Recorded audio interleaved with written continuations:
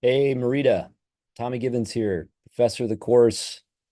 Welcome. Great to have you. Wanted to send you a reply video here in week one. Gives me a chance to say hello a little more personally and kind of get our conversation going and give you some response to what you've written here in week one in both response forums. I'm glad to see you kind of seizing upon the significance of Paul's being set apart. This is a phrase that's going to be emphasized in some of our readings a little bit later in the course. But uh, the key is that Paul is an apostle of what God has done.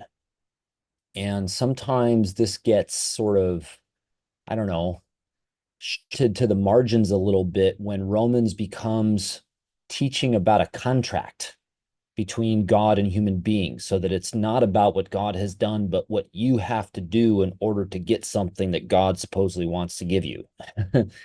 And so I think that by beginning with the description of himself as set apart, Paul strikes this note of being an apostle of what God is doing, what God has done. And that needs to, I think, be sort of emphasis in our interpretation of Paul's gospel as he presents it in Romans. I like that you took some time here in the first response forum as well to uh, clarify what faith is, what the way of the just is, in contrast to the arrogance, the pride of Israel's oppressors. And it is tempting, as Habakkuk is wrestling with, to basically give up on Israel's God in the midst of such cruelty and terror. How could God have allowed something so horrible to befall Habakkuk's generation? And then the word of the Lord comes to Habakkuk and through Habakkuk to the people of God, including us, that God is in fact trustworthy despite these appearances, that it is not right to give up on God's way, on God's commandments regarding our love for God and one another because we find ourselves in such dire circumstances. Instead, the just by faith will live, will be able to trust God to provide even through the valley of the shadow of death. And this is the way to life, the life of blessing on the earth that God has promised to the people of God. So that is just good. I think that you've tried to draw on that context in Habakkuk to be able to make sense of what faith is that then Paul is building on in Romans. Couple things to maybe highlight here is that the faith of the just depends on the faith of God. The just are trusting that God will act in good faith. And so that's why I think it's good to hold the faith of God and the faith of the human together. And I think that's what Paul is talking about when he says that the justice of God is revealed from faith to faith, from the faith of God to the faith of the human, which is the fruit of God's faithfulness in the drama of the people of God on the earth over generations.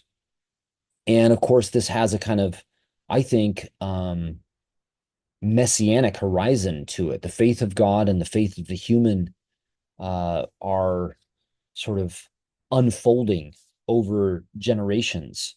And there's a fullness to the faith of God and the faith of the human that is disclosed in the Messiah, where they are one person. And this is the life of faith that is spreading from the Messiah to people like these non-Jewish followers of Jesus in Rome who have been baptized into the Messiah and therefore are experiencing the spirit of his resurrection in their life together, so that the faith of God and the faith of the human are spilling out into, as Paul will teach them, ways of being generous with each other, ways of loving one another as God has loved them, and the way that they gather around the table, coming from wildly diverse backgrounds, even rival backgrounds, the way that they share their time, their possessions, their economic goods, the way that they respond to enemies in the people of God, the way that they deal with uh, oppressive imperial authorities, the way that they learn to be members of one body with each other. This is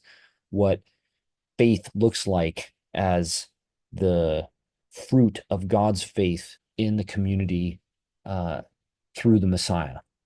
So that's kind of how that's going to play out in the next stages of the letter.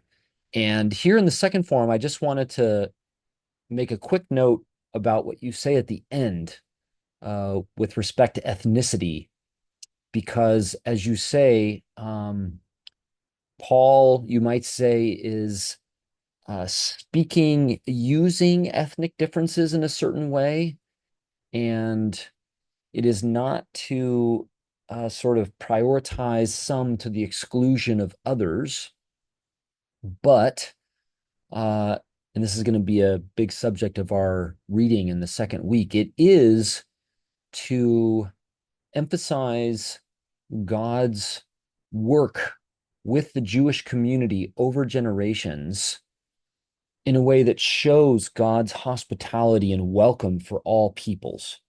So God's kind of commitment to this community of the Jews is not competitive with God's openness to non-Jewish people like the audience.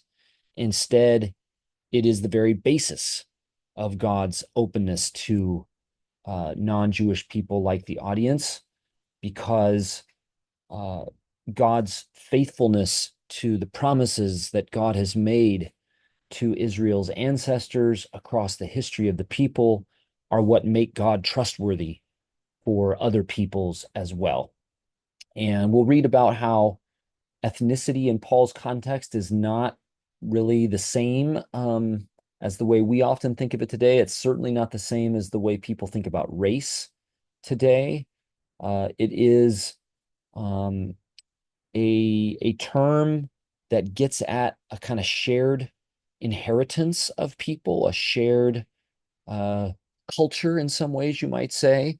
And because of that, it's not a hermetically sealed kind of category of people in the world. There's a sense in which Paul is welcoming people from diverse backgrounds into the ethnicity of Israel, at least on the terms that Israel is understood in Romans.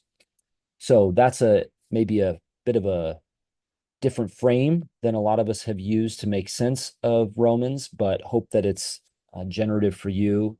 And again, want to thank you for your work here in week one, and welcome you to the course, and tell you that I'm looking forward to more conversation ahead. You don't need to reply to this video if you don't want to. You certainly can if you want to, but if you'll at least write received or something like that, just so I know that the video came through okay and that you're able to view it. I'd appreciate that. Thanks again, Marrita, for your work, and looking forward to studying Romans with you for the rest of the summer.